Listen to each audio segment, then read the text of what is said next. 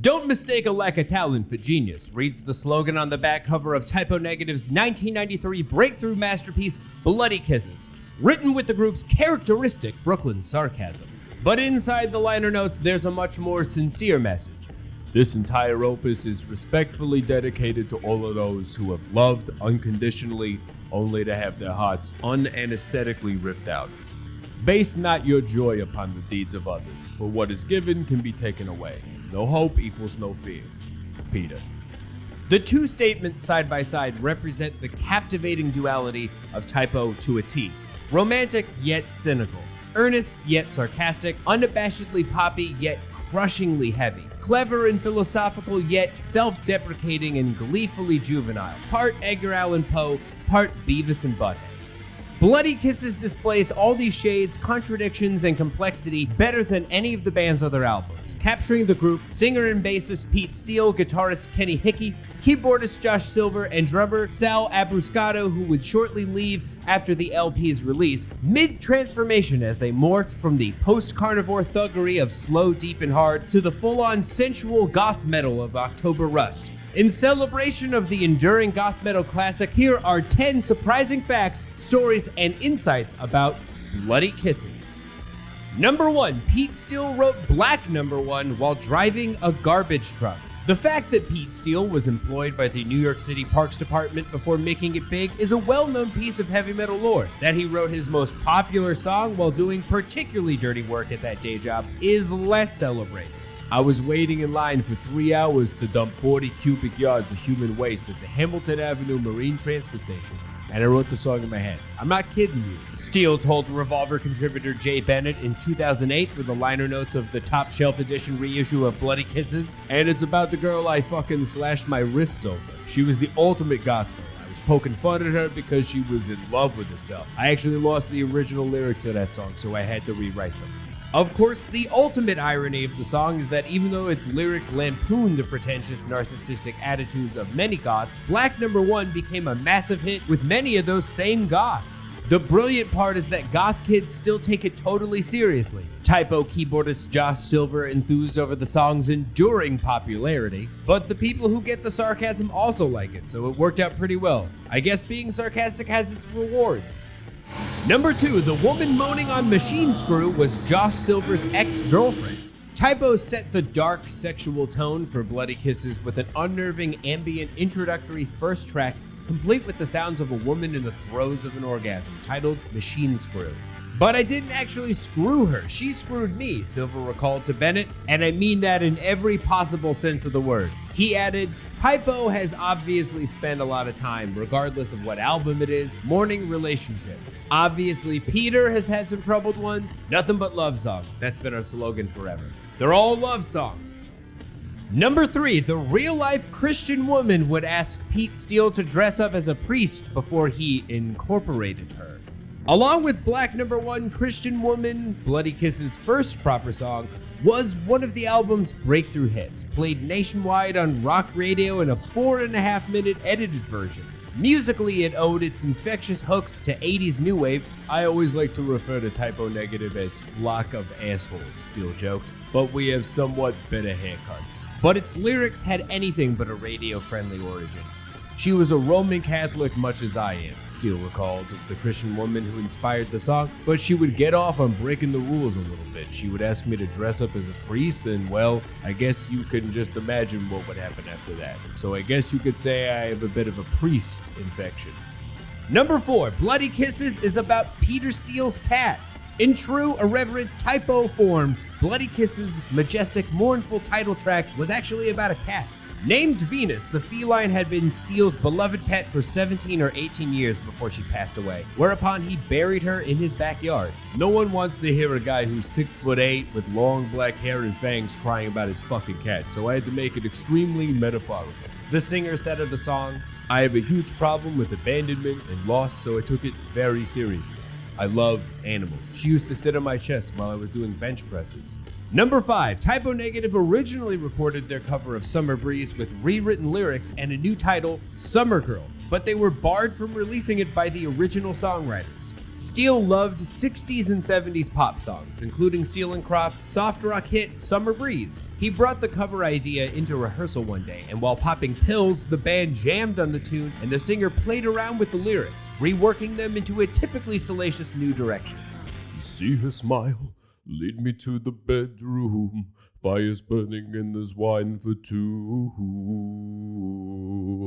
Feel your legs spreading out to take me, just can't wait to get inside of you. Went Typo's version, which they dubbed Summer Girl. Peter changed some of the lyrics of Summer Breeze because he felt like he needed to add some humor and Typo references, explained Monty Connor, former VP of A&R at Roadrunner. But what Steele didn't realize was that he would need the songwriter and publisher's permission before he could release his tweaked version. We approached the publisher, who then approached Seals and Crofts, who clearly were not amused and rejected the request, Connor told Revolver. So the band were forced to go in and re-record the vocals, and they remixed the song to make it into a straight-up cover. Number 6, there's a hidden message at the end of Can't Lose You, which says, "Everybody smokes pot, Monty Connor sucks cock." The 90s, ladies and gentlemen.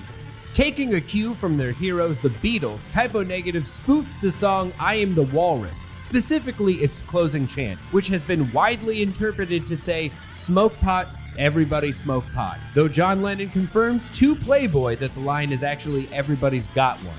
Sure thing, John. Typo answered by closing the trippy, sitar-assisted cut Can't Lose You with the distorted chant of "Everybody smokes pot, Monty Connor sucks cock," a shot at their Roadrunner A&R man. That was kind of surprising, but I wasn't offended, Connor said. I was really good friends with the band, and I knew it was a joke of love. It wasn't meant to be mean. Number 7, 3 of Typo's 4 original members hate the song Blood and Fire. That fucking song is horrible, Hickey stated succinctly, looking back on Bloody Kisses. Silver and drummer Sal agreed. I remember all 3 of us cringing when we had to play that song, said the former, while the latter noted that it sounds too 80s. The romantic stuff never did it for me, Silver continued. I'd rather complain about romance than try to acquire it. Acquiring romance is something that you do at a bar when you're drunk. And you're probably drunk because you can't cope with the fact that you can't acquire romance. But acquisition to me doesn't really have a place in music. Steele, however, admitted to having special feelings for the song. It meant something to me, he said. I'm not into the whole blood thing, but I do have a smoke and fire fetish. Number 8, at least one band member hates the album cover. Bloody Kisses' sexy, trashy, sapphic cover image is one of metal's most iconic covers, but that doesn't mean that all of Typo's members like it. The album cover tortures me to this day, Silver vented in 2008. Let's put it this way. If you want to have 2 gothic girls on the cover, never leave it to a guy who has blonde hair and is from Atlanta, which is what the photographer was. Those girls are so ungothic it's not even funny. But that kind of makes it Typo, I guess. I think Peter had a darker idea in mind, but he likes lesbians, so it's okay. Number 9, Pete Steele spent a lot of time trying to find the right green for the album cover. Steele's nickname, the Green Man, was in part a reference to his time in the Parks Department, but also due to his obsession with the color itself. Pete was obsessed with the color green and having green on all the covers, Connor told Revolver, and it had to be the right green. Connor recalled Steele visiting the Roadrunner office to sit down with the label's art director and pore over these color-coded PMS books that the designers use, quote unquote. Peter would literally spend hours looking through hundreds of different shades of green until he found the one he wanted, Connor said. Sometimes we would generate a print on paper to make an example of something for him, and if it was the least bit off because of the coloration of that particular copy machine, then he would complain. He'd drive us way crazier about the colors than he did about anything having to do with the music. But in the end, the record had an aesthetic. The cover of Bloody Kisses was very noticeable.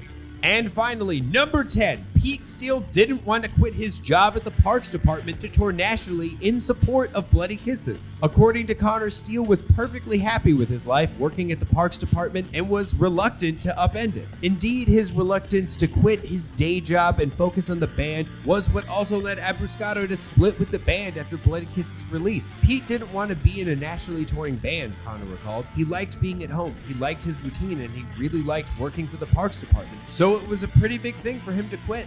Pete was like the Jolly Green Giant. You can picture him going through the park, doing his thing, saying hello to all the old ladies, and probably bringing bagels for the homeless. He was a larger-than-life character to a lot of people, from his co-workers to the various vagrants in the park. There was a lot of pressure on him when bloody kisses started to happen. Of course, Steele did eventually quit the parks department, and Typo became legitimate road warriors, as Connor described them, but the singer insisted on doing it his way. Typo Negative did tons and tons of touring, but in order to go on the road, Pete had to do it on his own terms, he said. They had a bus and stayed overnight in hotels, and Peter brought all his gym equipment on the road so he could stay in shape.